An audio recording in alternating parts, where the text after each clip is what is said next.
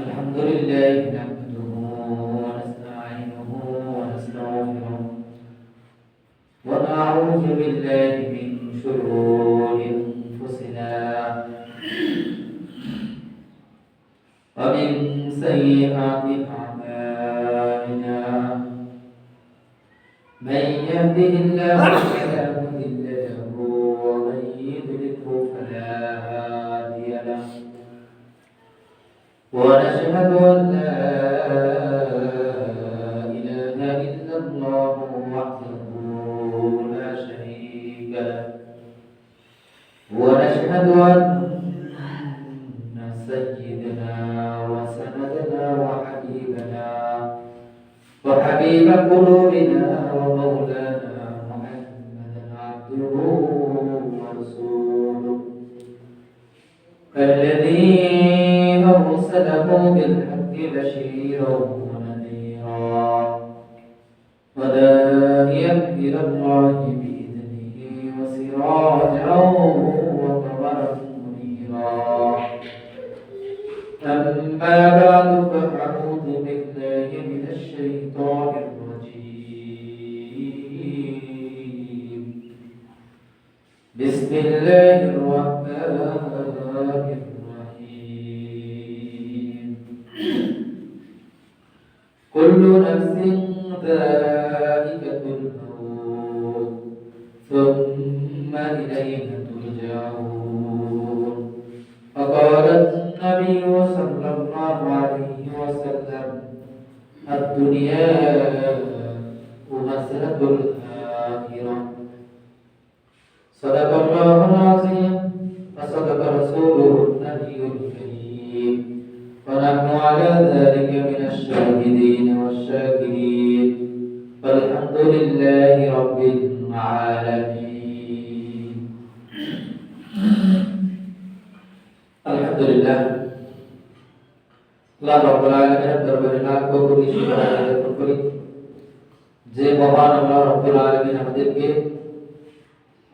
পবিত্র জুমার নামাজ পড়ার উদ্দেশ্যে আল্লাহর মসজিদে আসার বসার তৌফিক দান করেছেন সেই জন্য মহান আল্লাহ রব্বুল আলামিনের দরবারে আমরা সকলে জবান খুলে শুকর আদায় করি আলহামদুলিল্লাহ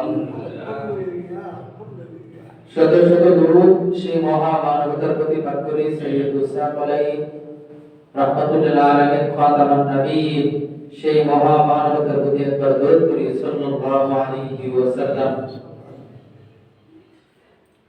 আমরা নবীর প্রতি যে দরুদ পড়লাম দরুদের ফায়দা কি জানেন আল্লাহর পয়গম্বর সাল্লাল্লাহু আলাইহি ওয়াসাল্লাম বলেন যে ব্যক্তি আমার প্রতি একবার দরুদ পড়ে আমি আল্লাহ রাব্বুল আলামিন তার প্রতি রহমত নাযিল করি বলেন সুবহানাল্লাহ তাহলে নবীর প্রতি দরুদ পড়ার দরকার আছে না নাই তো সম্মানিত মুহতারাম হাজির আমরা বর্তমান যে মাসে অবস্থান করতেছি এই মাস সম্পর্কে আমরা অনেকেই জানি না আমরা জানি বাংলা মাস সম্পর্কে তারপরে ইংরেজি মাস সম্পর্কে জানি কিন্তু আরবি মাস সম্পর্কে আমাদের ততটা অবগত নয় ততটা আমরা জানি না কেন জানি না সেই জন্য জানি না এটা হচ্ছে রজব মাস কি মাস না রজব রজব মাসের আজকে হচ্ছে 3 তারিখ কয় তারিখ রজব মাসের আজকে 5 তারিখ যাই হোক তো রজব শাবান তারপর কি রমজান 3 মাস পরে কি থেকে রমজান মাস আসছে তো রজব মাস আল্লাহর হাবিব সাল্লাল্লাহু আলাইহি ওয়াসাল্লাম যখন রজব মাস আগমন করতেন, যখন রজব মাস আসতেন, তখন রাসূলুল্লাহ সাল্লাল্লাহু আলাইহি ওয়াসাল্লাম একটি দোয়া করতেন, যে দোয়াটি আমরা অনেকেই জানি। রজব মাসের একটা দোয়া আছে, জানেন আপনারা? অনেকে জানেন। আমার সাথে সবাই বলেন, আল্লাহুম্মা বারিক লানা ফি রজব ওয়া শাবান ওয়া বাল্লিগনা রমাদান। আল্লাহর পয়গম্বর সাল্লাল্লাহু আলাইহি ওয়াসাল্লাম এই দোয়াটি যখন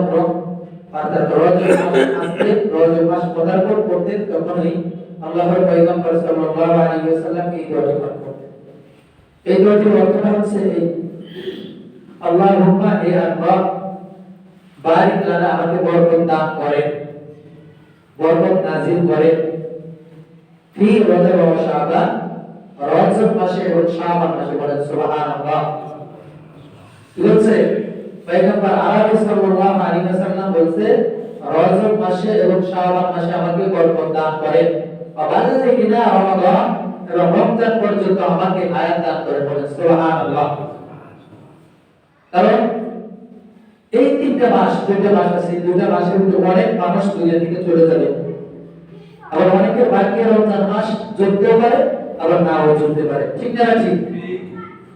দেখেন, একটা বছর অতিবাহিত হয়ে গেছে, একটা বছরের ভিতরে অনেক মানুষ দুনিয়া থেকে চলে গেছে, আবার আল্লাহ তাআলা মানুষকে আবার দুনিয়ার ভিতরে প্রেরণ করছে।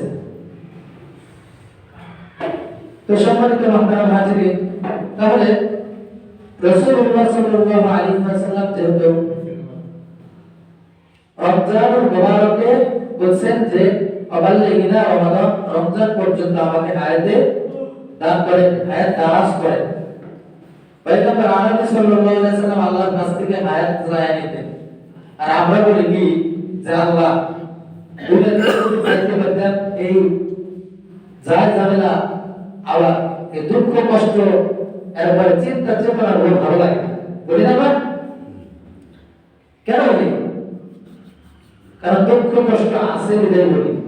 কিন্তু আল্লাহর পয়গম্বর সাল্লাল্লাহু আলাইহি ওয়াসাল্লাম ওই কথা বলছে? ওই কথা বলেন। হাদিস শরীফের মধ্যে বলছে যে আল্লাহ আমাকে হায়াত আপনি দারাজ করেন, হায়াত বাড়িয়ে দেন। কে লেগে বলছে? আমি যেন আমল করতে পারি, আমার জীবনটাকে যেন আমলে করতে পারি। আর আজকে দেখা যাচ্ছে শতকরা মুসলমানের ভিতরে আজকে দেখা যায় 90% মুসলমান নামাজ পড়ে না। ঠিক না? ঠিক। তাহলে আমরা মুসলমান দাবি করতেছি নিজেকে। আমাদের একটা কথা আছে, বাংলায় একটা প্রবাদ আছে যে অন্তরে, মানে মুখে মুখে অন্তরে বিষ, এরকম একটা কথা আছে যে আমরা মুখে মুখে শুরু করি রাসূলকে ভালোবাসি, রাসূলের সুন্নাতকে ভালোবাসি, কিন্তু মানতে চাই না। মানতে গেলে আমাদের বাধা আসে, মানতে গেলে আমাদের কাছে মাথা ব্যথা করে, মানতে গেলে আমাদের এরকম ভাবে গাল শিশু করে চলে ওঠে যে না, এগুলো মানার দরকার কি? আমরা রাসূলকে ভালোবাসি, এতটুকু যথেষ্ট, আমাদের আর কোনো দরকার নেই। এজন্য আমরা হাজির রাসূলকে সাহাবায়ে কিরাম কতটুকু ভালোবাসে তার বর্ণনা দিয়ে, তার বিবরণ দিয়ে দুনিয়ার ভিতরে শেষ করা সম্ভব না। ঠিক না? ঠিক। কারণ তারা নিজ হাতে প্রমাণ করে গেছে তাদের যুগটা ছিল সোনালী যুগ, আর আজকে আমাদের যুগটা হচ্ছে সোনালী যুগ না। আমরা মনে মনে চিন্তা করি এখন এখান থেকে বলবো যে 5 ওয়াক্ত নামাজ ঠিক মতো পড়বো, কিন্তু এখান থেকে বের হয়ে যাওয়ার পরে আর খবর থাকবে না নামাজে। কোথায় আযান হয়ে যাচ্ছে, কোথা দিয়ে নামাজের ওয়াক্ত চলে যাচ্ছে, কোথা দিয়ে দিন চলে যাচ্ছে, কোনো খবর নেই। আমরা বলছি এমন মুসলমান যে কচুর পাতা যেমন পানি থাকে না, ঠিক তেমনিভাবে আমাদের ঈমানটা হচ্ছে এমন যে আমাদের ঈমানটা ওইরকম টর্মগর এই এদিক এরকম। তো যেটা বলছিলাম রজব মাস, রজব মাস সম্পর্কে পয়গম্বর আরবি সাল্লাল্লাহু আলাইহি ওয়াসাল্লামকে সাহাবায়ে কিরাম প্রশ্ন করেছিলেন, ইয়া রাসূলুল্লাহ, ইয়া হাবিবাল্লাহ, রজব মাসে কোনো আমল আছে কিনা? পয়গম্বর আরবি সাল্লাল্লাহু আলাইহি ওয়াসাল্লাম বলেন যে রজব মাসে তো তোমরা নিজের তাওকুল নিজের আমলকে বাড়িয়ে দাও, বলেন সুবহানাল্লাহ। অন্যান্য মাসে তো আমল করতে হবে, তবে আল্লাহ রাব্বুল আলামিন এই পৃথিবীটা সৃষ্টি করার আগে, এই পৃথিবীটা সৃষ্টি করার আগে, আসমান জমিন মানুষকে সৃষ্টি করার আগে, শত শত বছর আগে আল্লাহ রাব্বুল আলামিন তার পবিত্র কোরআনুল কারীমের ভিতরে এটা বলে রেখেছেন, ইন্না ইদ্দাতাশ শুহুরি ইনদাল্লাহি 12 শাহরান ফি কিতাবিল্লাহি ইয়াওমা খালাকাস সামাওয়াতি ওয়াল আরদি ওয়া আরবা'atu হুরুম যালিকা ad-দীনুল কাইয়্যুম। আল্লাহ রাব্বুল আলামিনের দরবারে, আল্লাহ রাব্বুল আলামিনের নিকটে আসমান এবং জমিন সৃষ্টি করার হাজার হাজার বছর আগে আল্লাহ তাআলার নিকটে 12টি মাস আল্লাহ তাআলা নিজেই গণনা করে রেখেছেন, বলেন সুবহানাল্লাহ। কয়টি মাস? 12টি মাস গণনা করে রেখেছেন। আর আমরা মনে করি এই মাসগুলো আছে এই কিছুদিন হয়েছে, কিন্তু না, এগুলো আল্লাহ রাব্বুল আলামিন মানুষকে সৃষ্টি করার আগে, আসমান জমিন সৃষ্টি করার আগে এগুলো আল্লাহ তাআলা যে নির্ধারিত করে রেখেছে। আমরা খালি বাংলা মাস সম্পর্কে জানি, বৈশাখ জ্যৈষ্ঠ আষাঢ় শ্রাবণ ভাদ্র আশ্বিন কার্তিক অগ্রহায়ণ পৌষ ফাল্গুন চৈত্র, এই 12টি মাসের নাম জানি বাংলা, আর ইংরেজিতে কিছু জানি, কিন্তু আরবি সম্পর্কে আমাদের অতটা অবগত নাই। কিন্তু আরবি মাস আল্লাহ রাব্বুল আলামিনের নিকটে আরবি মাসগুলো হচ্ছে সবচেয়ে প্রিয়, বলেন সুবহানাল্লাহ। যেমন এই মাসটা হচ্ছে রজব মাস, রজব মাসের পরে হচ্ছে শাবান, তারপরে হচ্ছে রমজান, তাহলে সবচেয়ে আরবি মাস। তো আল্লাহর পয়গম্বর সাল্লাল্লাহু আলাইহি ওয়াসাল্লামের সাহাবায়ে-কেরামকে বলেছেন, হে সাহাবায়ে-কেরাম, তোমরা রমজান মাস অর্থাৎ রজব মাস আসলে তোমরা আমলের তারতম্য বাড়িয়ে দাও, কারণ দুনিয়ার ভিতরে তুমি এক রমজান পর্যন্ত আরেক রমজান, এক রমজান থেকে আরেক রমজান পর্যন্ত তুমি দুনিয়ার ভিতরে বাঁচতেও পারো না বাঁচতে পারো, আয়াতে তুমি এই রমজান তুমি পাইতে পারো না পাইতে পারো, অতএব তুমি এখন থেকে তারতম্য বাড়িয়ে দাও। আজকে আমরা দেখা যায় আমরা এই মাসগুলো খালি বাংলাতেই আর ইংরেজিতে জানি, কিন্তু আরবিতে জানি না। সেজন্য দেখেন, তাহলে আল্লাহ রাব্বুল আলামিনের নিকটে 12টি মাস প্রিয়, তার ভিতরে এই 12টি মাসের ভিতরেও আল্লাহ রাব্বুল আলামিনের নিকটে ও আরবা'atu হুরুম, আল্লাহ তাআলার নিকটে 4টি মাস সবচেয়ে সম্মানিত মাস, বলেন সুবহানাল্লাহ। সুবহানাল্লাহ। 4টি মাস কি আল্লাহ রাব্বুল আলামিনের নিকটে সবচেয়ে সম্মানিত মাস। 4টি মাসের ভিতরে একটি মাস হচ্ছে মুহররম মাস। কি মাস? একটি মাস মুহররম, আরেকটি হচ্ছে রবিউল আউয়াল আর রমজান, আরেকটি হচ্ছে জিলহজ মাস, যে মাসে অনেকে হজ করে, হজ করে না, যেটা বলা হয় বিদআতুল হজ, মানে এটাকে হজের মাস হিসেবে গণনা করা হয়েছে। আগেরকার জামানায় দেখবেন মানুষগুলো, এখন না, আগেরকার জামানায় মানুষগুলো আপনার 3-4 মাস আগে যারা এই হজ করতে যাবে, তারা আগে থেকেই প্রস্তুতি নিয়ে রাখতো, 3-4 মাস লাগতো সেইখানে বসতে। আগে তো এরকম যানবাহন গুলো ছিল না, ছিল কম ছিল, কিন্তু এতটা ছিল না। কিন্তু এখন দেখা যায় 5 ঘন্টার ভিতরে সৌদিতে পৌঁছা যায়। এখন উন্নত হয়েছে না, এখন উন্নত হয়েছে, কিন্তু আগেকার জামানায় রাসূলুল্লাহ সাল্লাল্লাহু আলাইহি ওয়াসাল্লাম এজন্য বলেছে যে আমাকে অর্থাৎ রমজান এবং শাবান মাসে বরকত দান করো এবং রমজান পর্যন্ত আল্লাহ আমাকে হায়াত দান করে। এজন্য বলেছেন যে রজব মাস থেকে যারা হজ করতে যায় তারা ইহরাম বাঁধে, রজব মাস থেকে শুরু হয় ইহরাম বাঁধা, নিয়ম শুরু হয় ইহরাম বাঁধা। তো যারা হজ করতে যায় তারা এইগুলোকে আগ থেকে আস্তে আস্তে আস্তে আস্তে সবকিছু গোছানো করতেছে, এই 2-3 মাস লাগে। আগেরকার জামানায় লাগতো, কিন্তু এখন তো 2-3 মাস সময় লাগে না, একদিনের ভিতরে সব প্রস্তুত শেষ। এজন্য রাসূলুল্লাহ সাল্লাল্লাহু আলাইহি ওয়াসাল্লাম বলেছে যে আল্লাহ তাআলার নিকটে 4 মাস আছে, তার ভিতরে এটা হচ্ছে 2 মাস। তো আল্লাহর কাছে সবচেয়ে প্রিয় হচ্ছে রমজানুল মুবারক মাস। তো ওইদিকে যাব না, রমজানুল মুবারক সামনে আসতেছে, ওইদিকে যাব না। যে বিষয়ে আমার আলোচনা সেটা হচ্ছে আমরা কতটুকু রাসূলুল্লাহ সাল্লাল্লাহু সাল্লাল্লাহু আলাইহি ওয়াসাল্লামকে ভালোবাসে, কতটুকু তাকে ভালোবাসে, এই বিষয়ে আজকে আলোচনার বিষয়বস্তু। দেখেন আমরা যতটুকু ভালোবাসি, আমাদের চাইতে সাহাবায়ে কিরামগুলো শত শত গুণ বেশি রাসূলুল্লাহ সাল্লাল্লাহু আলাইহি ওয়াসাল্লামকে ভালোবাসে। বলেন সুবহানাল্লাহ। সুবহানাল্লাহ। রাসূলুল্লাহ সাল্লাল্লাহু আলাইহি ওয়াসাল্লাম একবার উহুদ যুদ্ধের ভিতরে, উহুদ যুদ্ধে রাসূলুল্লাহ সাল্লাল্লাহু আলাইহি ওয়াসাল্লাম অংশগ্রহণ করলেন, সাহাবায়ে কেরাম সেখানে অংশগ্রহণ করলেন। রাসূলুল্লাহ সাল্লাল্লাহু আলাইহি ওয়াসাল্লাম সেই যুদ্ধের ভিতরে এবং সাহাবায়ে কেরাম সেই যুদ্ধের ভিতরে অংশগ্রহণ করার পরে সেখানে যুদ্ধ চলাকালীন রাসূলুল্লাহ সাল্লাল্লাহু আলাইহি ওয়াসাল্লাম এবং সাহাবায়ে কেরামের ভিতরে এবং পরবর্তী যে দলটা ছিল ওই দলের সাথে যুদ্ধ যখন হয় তখন সেখানে অনেক লোক অর্থাৎ অনেক সাহাবায়ে কেরাম 70 জন সাহাবায়ে কেরাম উহুদ যুদ্ধে শাহাদাত বরণ করেন। বলেন সুবহানাল্লাহ। সুবহানাল্লাহ। 70 জন উহুদ যুদ্ধে যখন সাহাবায়ে কেরাম শাহাদাত বরণ করেন, এবার ওই যুদ্ধে রাসূলুল্লাহ সাল্লাল্লাহু আলাইহি ওয়াসাল্লাম অংশগ্রহণ করেছিলেন, কিন্তু রাসূলুল্লাহ সাল্লাল্লাহু আলাইহি ওয়াসাল্লামকে হত্যা করার জন্য যাবে, কিন্তু মক্কার আনাচে কানাচে ছড়িয়ে পড়ল রাসূলুল্লাহ সাল্লাল্লাহু আলাইহি ওয়াসাল্লাম দুনিয়া থেকে ইন্তেকাল হয়ে গেছে। এবার আনাচে কানাচে যখন ছড়িয়ে পড়ল রাসূলুল্লাহ সাল্লাল্লাহু আলাইহি ওয়াসাল্লাম দুনিয়া থেকে চলে গেছে, দুনিয়া থেকে বিদায় নিয়ে চলে গেছে, মক্কার আনাচে কানাচে যখন এই কথাটা ছড়িয়ে পড়লেন, এই কথাটা ছড়িয়ে পড়ার পরে মক্কা থেকে এক মহিলা, তার স্বামী সেখানে অংশগ্রহণ করেছিল যুদ্ধে, তার ভাই অংশগ্রহণ করেছিল সেই যুদ্ধে, আবার তার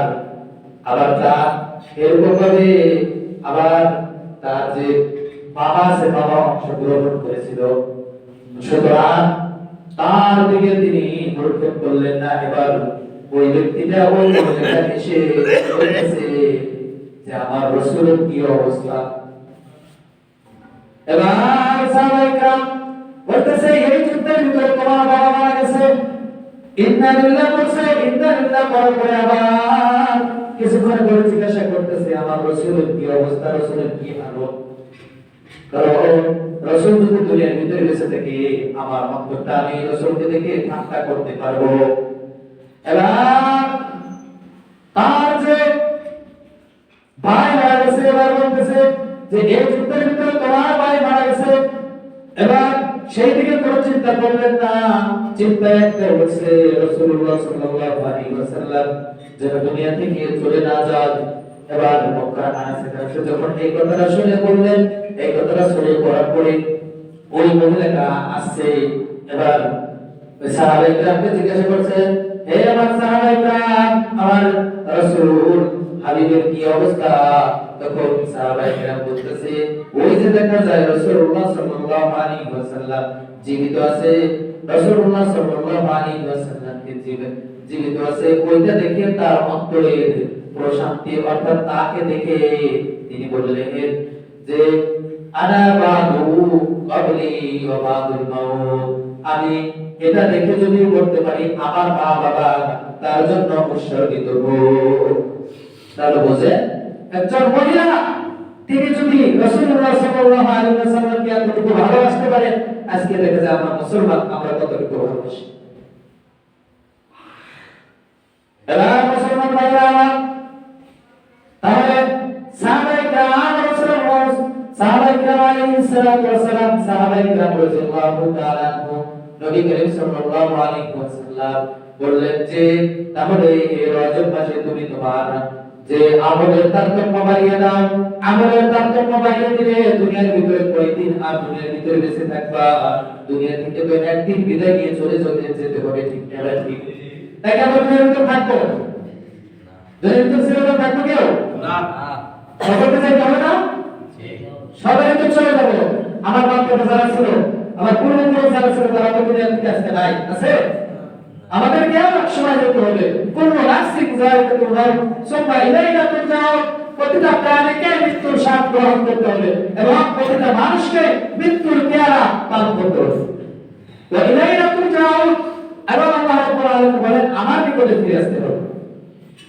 আবার উপরে আল্লাহ তাআলা বলেন মিনহা খালাকনাকুম ওয়া ফিহা নুঈদুকুম ওয়া মিনহা নুখরিজুকুম তারাতান উখরা। আমি মানুষকে মাটি থেকে সৃষ্টি করেছি এবং মাটিতে মানুষকে দাফন করা এবং মাটি থেকে মানুষকে উত্থান করেছি। সুবহানাল্লাহ। তাহলে মানুষ কিসের তৈরি? মাটি তৈরি। তাহলে বোঝা রাসূলুল্লাহ সাল্লাল্লাহু আলাইহি ওয়াসাল্লাম যেহেতু আমলের তারতম্য বাড়িয়ে দিতে বলা হয়েছে, রাসূলুল্লাহ সাল্লাল্লাহু আলাইহি ওয়াসাল্লাম বলেন যে তোমরা আমলের তারতম্য বাড়িয়ে দাও। আর আজকে দেখা যায় আজকে আমরা আমলের তারতম্য তো দূরের কথা, এখান থেকে চলে যায় মসজিদে ক্লাস দিয়ে চলে যায়, দেখা যায় নামাজ হচ্ছে জামাত হচ্ছে কিন্তু আজকে আমরা নামাজ পড়তেছি, এদিক দিয়ে চলে যায়, আমরা মনে করি তারাই করতেছে তারাই করবে, আমাদের করার কোনো দরকার নাই।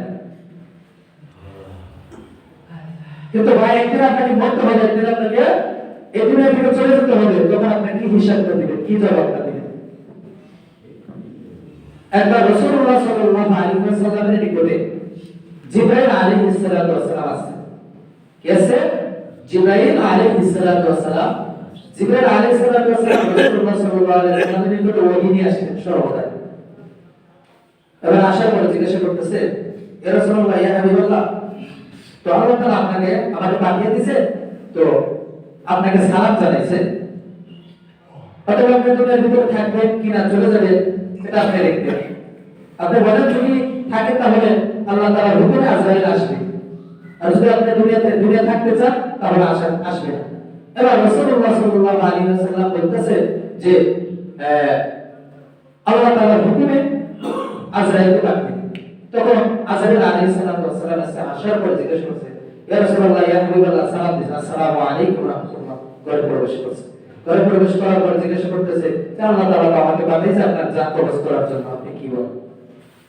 তখন বলতেছে আল্লাহ তাআলা যেটা হুকুম করেছেন, অতএব আমি আর বিলম্ব করতে চাই না, অতএব আমার জানটা কবজ করে নিয়ে যান। অতএব আজরাইল আলাইহিস সালাতু ওয়াস সালাম এসে তার জানটা কবজ করে নিয়ে যান। সুতরাং এই কথাটা বোঝা যাচ্ছে যে রাসূলুল্লাহ সাল্লাল্লাহু আলাইহি ওয়াসাল্লাম যেহেতু দুনিয়ার ভিতরে থাকে নাই, আমরাও দুনিয়ার ভিতরে থাকবো না, নাকি থাকবো না? থাকবো না। অথবা সাহাবায়ে কিরাম রাসূলুল্লাহ সাল্লাল্লাহু আলাইহি ওয়াসাল্লামকে ভালোবাসতে হবে। কেমন ভালোবাসতে হবে? যে তার মাথা থেকে পা পর্যন্ত তার সুন্নতের অনুসরণ করতে হবে। আমরা হাদিস শরীফের ভিতরে পড়েছি, বুখারী শরীফে পড়েছি, মুসলিম শরীফে পড়েছি, এবং সিয়াসিতা কিতাবের যে 6টা কিতাব আছে, 6টা কিতাবের ভিতরে সহিহ হাদিসগুলো নিয়েছে। জাল হাদিস যেগুলো আছে এগুলোকে মানে মতলবকে ধরিয়ে দিয়েছে, কিন্তু সহিহ হাদিসগুলো এখানে রাবে সহিহ হাদিসগুলো বর্ণনা করেছে। তো এক সাহাবী রাসূলুল্লাহ সাল্লাল্লাহু আলাইহি ওয়াসাল্লামের দরবারে আসেন, আসার পরে জিজ্ঞাসা করতেছে, ইয়া রাসূলুল্লাহ, ইয়া হাবিবাল্লাহ, তো এরকম ভাবে আমি তো ইসলাম গ্রহণ করতে চাই, তাহলে আমি যে ইসলাম গ্রহণ করব, তো ইসলাম গ্রহণ করা বিধানগুলো। তখন রাসূলুল্লাহ সাল্লাল্লাহু আলাইহি ওয়াসাল্লাম বলতেছে ইসলাম গ্রহণ করার বিধান হচ্ছে তুমি লা ইলাহা ইল্লাল্লাহ মুহাম্মাদুর রাসূলুল্লাহ এটা পাঠ করবা, ওয়া আকিমুস সালাত, লা ইলাহা ইল্লাল্লাহ বলার পরে তুমি নামাজ কায়েম করবা, ওয়া আতুজ যাকাত, যাকাত প্রদান করবা, ওয়াল হাজি ওয়াস-সাওমি ওয়া রমাজান, এবং হজ করবা, তোমাদের যদি হজ করেছো হজ করবা, আর যদি রমজান মাস পাও তাহলে রমজান মাসে রোজা রাখবা। এটা হচ্ছে তোমার বিধান। অর্থাৎ তুমি ইসলামে এতটুকু করবা, আর আল্লাহ রাব্বুল আলামিন তোমাকে যে 5 ওয়াক্ত নামাজ দিতে, নামাজটা তুমি হিসেবের মতো আদায় করবে, হালাল হারাম বেশি করবা। এবার সাহাবায়ে কিরাম সেই অনুযায়ী আমল করতেছে। আজকে আমরা দেখা যায় বায়াত গ্রহণ করছি, অনেকেই বায়াত গ্রহণ করেছি, কিন্তু বন্ধ আমরা আমার কাছে বলেন বায়াত গ্রহণ করা এটা কি ওয়াজিব না মুস্তাহাব নাকি জায়েজ নাকি মুবাহ? কোনটা? আমার জানা মতে আমি যতটুকু জানি এটা কোনটার ভিতরে না, পড়ে না। ওয়াজিব না, মুস্তাহাব না, সুন্নাত না, সুন্নাত, কিন্তু এটার ভিতরে আপনার দেখা যায় আপনি যদি বায়াত গ্রহণ করেন, এরকম একজন পীর ধরেন, এরকম একজন মুশরিক ধরেন, এরকম একজন গুরু ধরেন যে গুরুটা আপনাকে জান্নাত পর্যন্ত পৌঁছে দিবে। আজকে দেখা যায় এমন কিছু মানুষ ধরে যে মানুষ পর্যন্ত এই দেখা যায়, আমরা দেখছি আমাদের স্বচক্ষে দেখা এগুলো। আমরা যখন যে বছর না হলে কি জামাতে পড়ি। ওই বছর গেছিলাম বিকালের দিকে ঘুরতে গেছি, বিকালের দিকে ঘুরতে গিয়ে দেখি মানে ওই দিক দিয়ে আমাদের আবার এই মাদ্রাসার পাশ দিয়ে আসতে হয়, ওই রাস্তা দিয়ে মাদ্রাসার পাশ দিয়ে আসতে হয়। তো গেছি ওই বাইরের পাশ দিয়ে আসছি, সন্ধ্যার দিকে দেখলাম যে কিছু মহিলা ওখানে আছে। আরে সম্ভবত তার মনে হয় এই ছেলে হচ্ছে না, এই বিধায় মনে হয় সেই বাবার কাছে আছে। আসার পরে দেখা যায় যে এই যে বাবার যে একটা কবর আছে, কবরের পাশে দাঁড়িয়ে এই দেওয়াল আছে না, কবরের দেওয়াল দেয় যে আপনার যে সুন্দর করার জন্য দেওয়াল দেয়, এই দেওয়ালের পাশে দাঁড়িয়ে মহিলার যে পেট আছে, এই মহিলার পেটটা এই কবরের পাশে গিয়ে এই মানে দেওয়ালের সাথে গিয়ে কবর এই পেটটাকে আপনার বসাবসি করতেছে যেন বাবার সন্তান দেয়। বলেন তো সন্তান দেওয়ার মালিক কি বাবা? বলেন না। সন্তান মালিক কে? আল্লাহ। তাহলে এ বাবার কাছে গেলে সন্তান দিবে আপনাকে? বাবার কাছে গেলে সন্তান দিবে না। ওরা তো একটা আয়াত তো অনুসরণ করে না। আয়াতটি হচ্ছে আল্লাহ রাব্বুল আলামিন পবিত্র কোরআন কারীমের ভিতরে বলেছেন, তাফসীর যারা করেছে আমরা যাদের কাছ থেকে আমরা আকাবির যাদের কাছ থেকে আমরা শিখছি, তারাও এটা তাফসীর করেছে, আমরাও তাফসীর করে দেখেছি এরকম যে মা কুদাল্লাযী ইয়াশফাউ ইনদাহু ইল্লা বিইذনি। এই আয়াতের ব্যাখ্যা বিশ্লেষণে এই আয়াতের তাফসীর করতে গিয়ে বলেছেন, তাফসীরকারগণ বলেছেন যে আল্লাহ রাব্বুল আলামিনের দরবারে এমন কোন বান্দা আছে যে কিয়ামতের ময়দানে আল্লাহ তাআলার কাছে সুপারিশ করার দাবিদার করবে, এমন কোন বান্দা নাই। একমাত্র মুহাম্মদুর রাসূলুল্লাহ সাল্লাল্লাহু আলাইহি ওয়াসাল্লাম তিনি একমাত্র সুপারিশ করার এখতিয়ার রাখেন। তাছাড়া এই বাবা বলে, পীর বলে, পিতা বলে, ওটা বলে, কোনটা আপনাকে বাবা পীর কোনদিন জান্নাতে দিতে পারবে না? দিতে পারবে? বলেন না। তাহলে শোনেন, আমরা যখন পৃথিবী থেকে সবাই চলে যাব, নাকি থাকবো দুনিয়ার ভিতরে? চলে যাবো একদিন, এই পৃথিবী থেকে চলে যাবো, যখন কবরে চলে যাবো, চলে যাওয়ার পরে আমরা হযরতে আদম আলাইহিস সালাতু ওয়াস সালামের কাছে যাব। কার কাছে যাব? আদম আলাইহিস সালাতু ওয়াস সালামের কাছে যাব। আদম আলাইহিস সালাতু ওয়াস সালাম কে ছিলেন? বলেন তো, আমাদের আদি পিতা। কি পিতা? আদি পিতা। এই আদম আলাইহিস সালাতু ওয়াস সালামের কাছে আমরা যাব, যাওয়ার পর জিজ্ঞাসা করব যে আল্লাহর নবী, আল্লাহর পয়গম্বর, আপনি আল্লাহর কাছে এই সুপারিশ করেন আল্লাহ তাআলা যেন আমাদেরকে জান্নাত নসিব করেন। কিন্তু হযরত আদম আলাইহিস সালাতু ওয়াস সালাম একটা কথা বলবে যে আমি আল্লাহর কাছে যাইতে পারবো না, দাঁড়াইতে পারবো না। তখন বলবে কেন? আমরা বলবো কেন? তখন উনি বলবে যে আমি জান্নাতে থাকা অবস্থায় একটা অপরাধ করেছিলাম, এই অপরাধের কারণে আজকে দেখে যায় পৃথিবীর মানুষগুলো, যত মানুষ অর্থাৎ কিয়ামত পর্যন্ত আসবে, সমস্ত মানুষ একটা অংশীদার হবে, গুনাহগার হবে, অতএব ওই গুনাহ আমার একটা ভাগ্যে পড়বে। এই জন্য আমি কি করব না? আমি আল্লাহর সামনে সুপারিশ করতে পারবো। আদম আলাইহিস সালাম যিনি ছিলেন নবী, যিনি ছিলেন পয়গম্বর, তিনি পর্যন্ত ব্যর্থ। এরপর আমরা যাব মুসা পয়গম্বর আলাইহিস সালামের কাছে। মুসা পয়গম্বর আলাইহিস সালাম বলবে যে না, আমিও যাইতে ব্যর্থ, কারণ আমি একজনকে এমন একটা ঠাকুর দিয়েছিলাম, এই ঠাকুরের কারণে আজকে ওই ব্যক্তিটা মৃত্যুবরণ করেছে। অতএব আমি যাইতে পারবো না, অতএব আল্লাহর কাছে আমি যাইতে পারবো না, সুপারিশ করতে পারবো না, অতএব আমিও ব্যর্থ। এরকম ভাবে পৃথিবীর ভিতরে যত নবী আছে, সমস্ত নবী ব্যর্থ হবে। একমাত্র জনাবে মুহাম্মদুর রাসূলুল্লাহ সাল্লাল্লাহু আলাইহি ওয়াসাল্লাম মাকামে মাহমুদে সিজদায় করে কাঁদতে থাকবে, সেই দিন সিজদা করে কাঁদতে থাকবে এবং বলবে যে আল্লাহ রাব্বুল আলামিন বলবে যে হে মুহাম্মদ, হে আমার প্রশংসিত, হে আমার বান্দা, হে আমার বন্ধু, তুমি তোমার মাথাটা উঠাও, তুমি যে কথা বলবে, তুমি যা আরজ করবে, আমি তা কবুল করে দেব। এবার যখন এই কথাটা বলবে, আল্লাহ রাব্বুল আলামিন যখন মুহাম্মদুর রাসূলুল্লাহ সাল্লাল্লাহু আলাইহি ওয়াসাল্লামকে বলবে, বলার পরে মাকামে মাহমুদ থেকে, অর্থাৎ এই মাকামে মাহমুদটা থাকবে জাহান্নামের দরজার সামনে। জাহান্নামের দরজার সামনে থেকে মাকামে মাহমুদ একটা প্রশংসিত স্থান, যেখানে রাসূলুল্লাহ সাল্লাল্লাহু আলাইহি ওয়াসাল্লাম সিজদায় করে থাকবে। এই উম্মত গোলামের উম্মতের জন্য রাসূলুল্লাহ সাল্লাল্লাহু আলাইহি ওয়াসাল্লাম এখনো মদিনায় শুয়ে কাঁদেন। কিন্তু আমরা আজকে বুঝতে পারি না, আজকে দুনিয়ার ভিতরে আমরা চলতেছি কিন্তু বুঝতে পারি না। এই রাসূলুল্লাহ সাল্লাল্লাহু আলাইহি ওয়াসাল্লাম যখন আল্লাহ তাআলা বলবে যে হে মুহাম্মদ তুমি তোমার মাথাটা উঠাও, তুমি যে যা আবেদন করবা, যা পেশ করবা এবং যা সুপারিশ করবা আমি ওইগুলোকে কবুল করে দেব। বলেন সুবহানাল্লাহ। আল্লাহ রাসূলুল্লাহ সাল্লাল্লাহু আলাইহি ওয়াসাল্লাম আল্লাহ তাআলার দরবারে বলবে, ও আল্লাহ আমি আর কিছু চাই না, আমার যে গুনাহগার উম্মত আছে এই গুনাহগার উম্মতকে maaf করে জান্নাতে নসিব করে। তখন আল্লাহ রাব্বুল আলামিন বলবে যাও আমি তোমার গুনাহগার উম্মতকে maaf করে দিয়া জান্নাত দিয়ে দিলাম। বলেন সুবহানাল্লাহ। আজকে দেখা যায় আমরা এই মুহাম্মদ সাল্লাল্লাহু আলাইহি ওয়াসাল্লামের জন্য কতটুকু কাঁদি না, অন্তর কাঁদে না। সাহাবায়ে কতটুকু অন্তর কাঁদছে। এক সাহাবী আগেরকার জামানায় শিঙ্গা লাগাইছে জানেন তো, এখনো তো লাগে নাকি? অনেক সময় দেখা যায় পিঠ ব্যথা করলে, তারপরে এরকম শরীর ব্যথা করলে শিঙ্গা লাগে না? বলতে দিয়ে লাগায়। যাই হোক, যেটা রাসূলের ওজনে আগে লাগাইতো। তো রাসূলুল্লাহ সাল্লাল্লাহু আলাইহি ওয়াসাল্লাম একবার তার শরীর মোবারকে শিঙ্গা লেগেছিল। দেখেন কতটুকু সাহাবায়ে কেরাম রাসূলুল্লাহ সাল্লাল্লাহু আলাইহি ওয়াসাল্লামকে ভালোবাসে। আপনাদেরকে প্রমাণ দিতেছে। রাসূলুল্লাহ সাল্লাল্লাহু আলাইহি ওয়াসাল্লাম একবার তার শরীর মোবারকে ব্যথা করতেছিলেন, এমন সময় কিছু বন্ধু এসে রাসূলুল্লাহ সাল্লাল্লাহু আলাইহি ওয়াসাল্লাম শরীর মোবারকে শিঙ্গা লাগিয়েছিলেন। শিঙ্গা লাগানোর পরে রাসূলুল্লাহ সাল্লাল্লাহু আলাইহি ওয়াসাল্লামের শরীর মোবারক থেকে রক্ত বের হইতেছিলেন। কি বলতে বের হইতেছিলেন?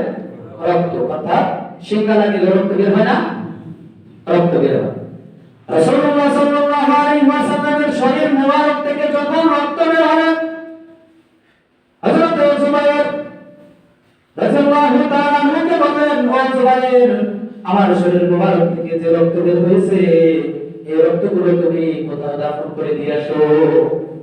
এবার কিছুক্ষণ পরে যখন আসছে, আসার পরে হযরত রাসূলুল্লাহ সাল্লাল্লাহু আলাইহি ওয়াসাল্লাম ওই সাহাবায়ে কেরামকে জিজ্ঞাসা করতেছে, ও আমার সাহাবায়ে কেরাম তোমার যে আমার শরীর মোবারক থেকে যে রক্ত বের হলো এই রক্তগুলো তুমি কি করলা? এই রক্তগুলো তুমি কোথায় দাফন করে এসেছো? এবার কিছুক্ষণ পরে জবাব দেয় না। কিছুক্ষণ পরে আবার যখন তিনবার প্রশ্ন করা হয়, তিনবার প্রশ্ন করার পরে রাসূলুল্লাহ সাল্লাল্লাহু আলাইহি ওয়াসাল্লামকে ওই সাহাবায়ে কেরাম বলেন, ইয়া রাসূলুল্লাহ ইয়া হাবিবাল্লাহ আপনি যে আমাকে যে রক্ত দিয়েছিলেন এই রক্তটা আমি দাফন না করে এই রক্তটা আমি নিজে পান করে ফেলেছি। বলেন সুবহানাল্লাহ। এবার পয়গম্বর সাল্লাল্লাহু আলাইহি ওয়াসাল্লাম বলতেছেন, যেই শরীরের ভিতরে আমার শরীরের রক্ত প্রবেশ করেছে, যেই শরীরের ভিতরে আমার রক্ত প্রবেশ করেছে, আল্লাহ রাব্বুল আলামিন লাম তামাসসানান নার, আল্লাহ তাআলা ওই শরীরটাকে জাহান্নামের আগুন স্পর্শ করবে না এবং ওই শরীরটা জাহান্নামের আগুনে জ্বলবে না। বলেন সুবহানাল্লাহ। সাহাবায়ে কেরাম কতটুকু রাসূলুল্লাহ সাল্লাল্লাহু আলাইহি ওয়াসাল্লামকে ভালোবাসতেন, আর আজকে দেখা যায় আমরা কতটুকু ভালোবাসি। আজকে দেখা যায় আমার স্ত্রী যদি এক গ্লাস পানি খায়, ওই পানির যদি অর্ধেক থাকে, ওই অর্ধেক যদি আমি খাইতে যাই, আজকে দেখা যায় ওই অর্ধেক পানি আমি খাই না, মনে করি যে এটা জোড়া পানি, এটা খালে অসুখ বিসুখ ধরে যাবে। কিন্তু রাসূলুল্লাহ সাল্লাল্লাহু আলাইহি ওয়াসাল্লাম সাহাবায়ে কেরাম রাসূলুল্লাহ সাল্লাল্লাহু আলাইহি ওয়াসাল্লাম কতটুকু ভালোবাসে। তো আমরা কতটুকু ভালোবাসি ছোট্ট একটা উদাহরণ দিয়ে শেষ দিয়ে দেব। একবার রাসূলুল্লাহ সাল্লাল্লাহু আলাইহি ওয়াসাল্লামের নিকটে মক্কার কিছু লোক আসছে। আসার পর জিজ্ঞাসা করতেছে, দেখতেছে যে ওই ব্যক্তিটা রাসূলুল্লাহ সাল্লাল্লাহু আলাইহি ওয়াসাল্লামের সবকিছু দেখে বিবরণ দিয়ে তার মক্কাবাসীদেরকে এরকম বলতেছে, আমি তো রাজা বাদশার দরবারে অনেক জায়গায় গেছি, বড় বড় রাজা বাদশার দরবারে গেছি, বড় বড় এই প্রেসিডেন্টের দরবারে গেছি, কিন্তু রাসূলুল্লাহ সাল্লাল্লাহু আলাইহি ওয়াসাল্লামের দরবারে যা পেয়েছি অন্য দরবারে আমি তা পাইনি। তারা বলতেছে কি পেয়েছো? তখন বলতেছে রাসূলুল্লাহ সাল্লাল্লাহু আলাইহি ওয়াসাল্লামের দরবারে যা পেয়েছি যে রাসূলুল্লাহ সাল্লাল্লাহু আলাইহি ওয়াসাল্লাম একদিন ওযু করতেছে, ওযুর পানি মোবারক হাতে, অর্থাৎ যখন ওযু করা শেষ ওযুর পানি মোবারক হাতে, অর্থাৎ সাহাবায়ে কেরাম এরকম হাত পেতে বসে আছে। ওযুর পানিটা যেন না করে, ওই ওযুর পানিতে যেন আমরা বরকত দিতে পারি।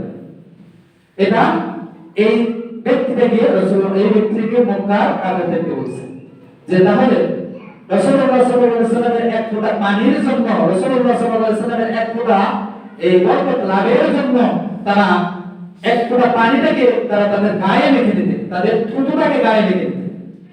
আর আজকে দেখা যায় আমরা রাসূলুল্লাহ সাল্লাল্লাহু আলাইহি ওয়াসাল্লামের পাবন্দিত করা দূরের কথা, রাসূলুল্লাহ সাল্লাল্লাহু আলাইহি ওয়াসাল্লামকে সাহাবায়ে কিরামকে দিয়ে নির্দেশ করে আল্লাহ তাআলাকে নিয়ে কটূক্তি করি। তো যাই হোক, আল্লাহ রাব্বুল আলামিন যেন আমাদের সকলকে সেই জিনিস থেকে বেঁচে থাকার তৌফিক দান করে। সকলে আমিন। ওয়া আখিরু দাওয়ানা আলহামদুলিল্লাহি রাব্বিল আলামিন। যারা তারিকাত কাবলার জন্য সুন্নাত করে নিন, তারা কাবলার জন্য সুন্নাত করে নিন।